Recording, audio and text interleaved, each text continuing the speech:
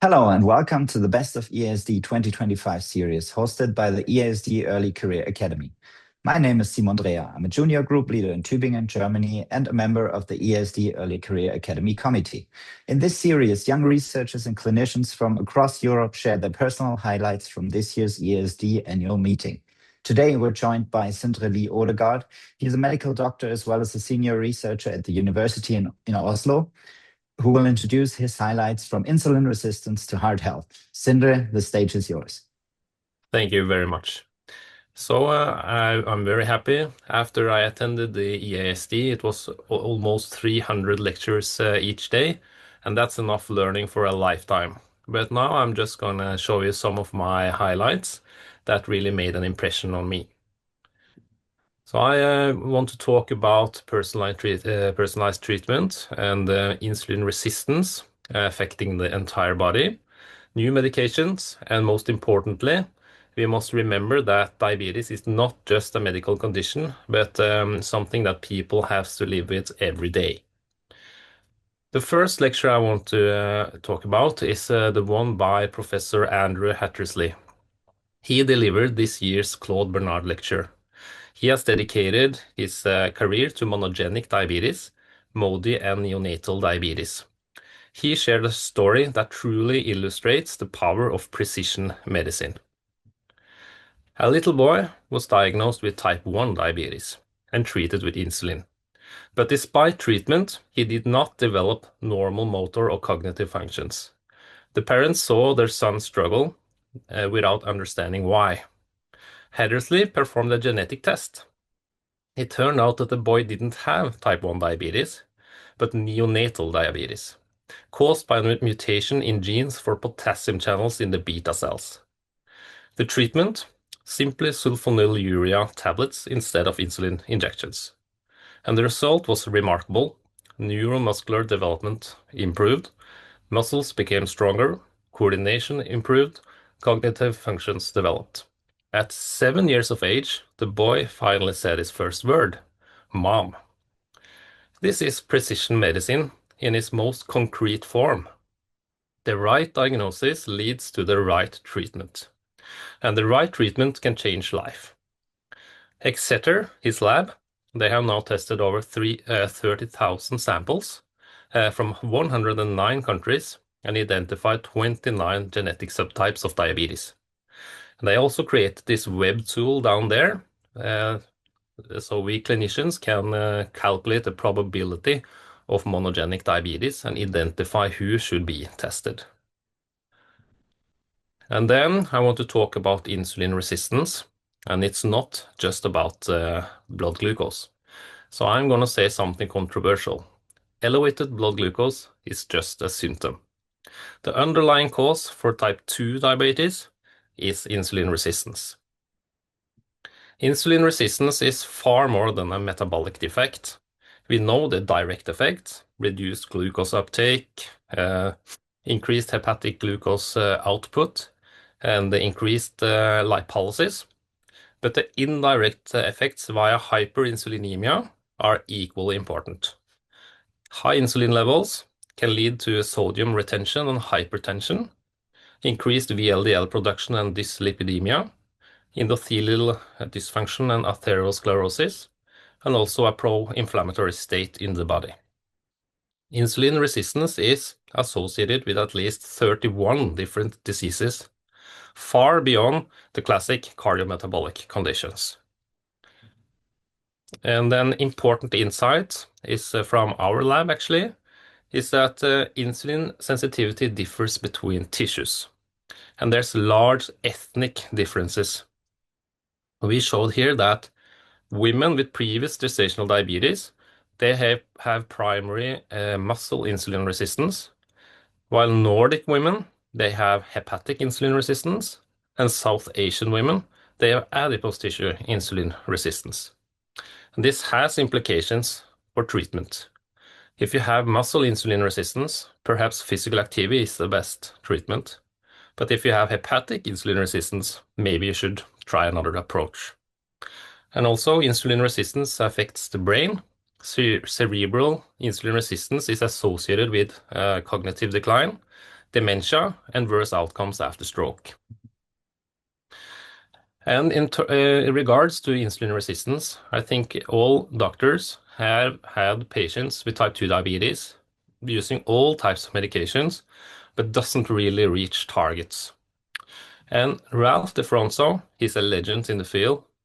He showed very interesting data from the Catalyst trial, and he has in many years talked about the Omnius octet, the 8 things that goes wrong in type 2 diabetes. But this year, he showed that about 1 in 4 patients with difficult to treat type 2 diabetes, they have hypercortisolism. And if you treat the hypercortisolism, you reach the targets more easily. So now he has expanded to the nauseous 9. That I think was very fascinating. But it's important to know, although I said that, that insulin resistance may be the root cause for type 2 diabetes, it only happens if you have the genetic predisposition.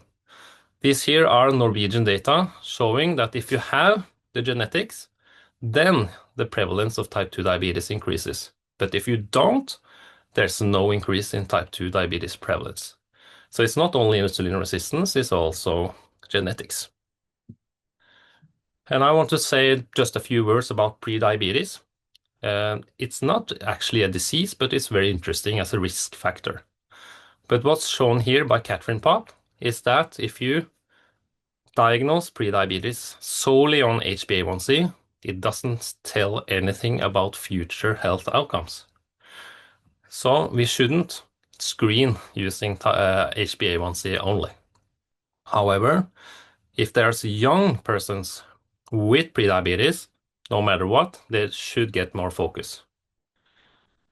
But what she says is that maybe the oral glucose tolerance test is better after all, because if you have prediabetes or 2 or more criteria, then it has tell you something about future health outcomes.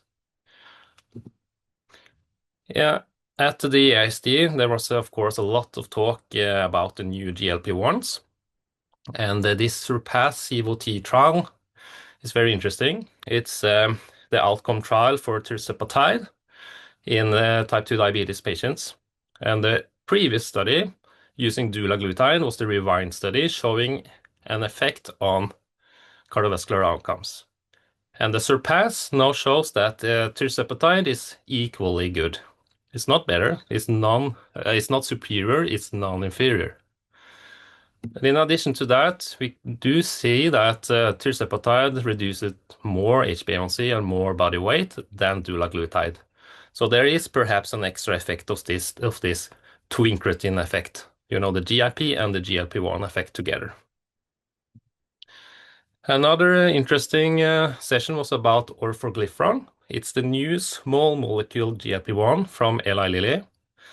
And in the Attain-1 study, they showed 13% weight loss in 72 weeks. That's promising because this small molecule, it's cheaper to produce, it's easier to take for the patient, you don't need to be fasting, etc. And you can produce a lot, so you can actually have more medications for larger parts of people. Thing is, body weight loss is a little bit lower than expected by injections, but it's still good. We do not have any outcome trials yet and no long-term data. But there's a huge program going on, so we will have some answers in the future. And I think, in general, the GLP-1 field is very exciting now. And there's been some talks about single molecules, dual molecules, triple, quadruple molecules that binds to different receptors, making them more efficient and targeting more pathways to improve metabolic health. And the final topic is about the diabetes distress. So at the EASD, they launched its first evidence-based guideline on diabetes distress. And that's a paradigm shift where emotional health is recognized as an integral part of diabetes care. And many people, they wake up every morning and they worry about their blood sugar, they worry about planning their meal, remember medications, taking blood samples for glucose measurements, and many of them fear long-term complications. So this is the daily reality for many patients. Actually, 1 in 3 experience diabetes distress. And it's not the same as depression, but it's equally real, because if you have diabetes distress, you have poorer self-care, oftenly, higher HbA1c, and lower quality of life. So as clinicians, we often ask about HbA1c, right? But maybe we forget to ask, how is it to live with diabetes for you on a daily basis? And the guidelines are actually quite clear.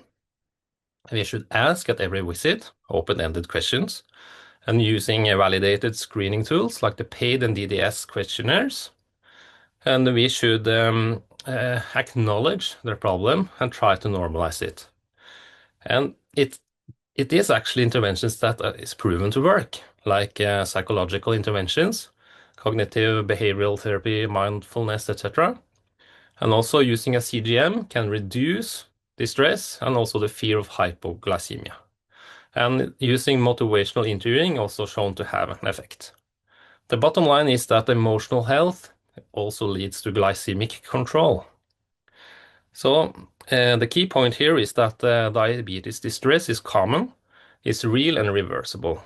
Emotional health and glycemic control are connected. It's both and, not either or. So we must try to treat the whole person and not just HbA1c. The take-home messages is that diabetes is not diabetes. We need personalized treatment based on genetics, tissue-specific insulin resistance, and other factors. And insulin resistance, I believe, is the fundamental defect in type 2 diabetes. It has systemic effects beyond blood sugar.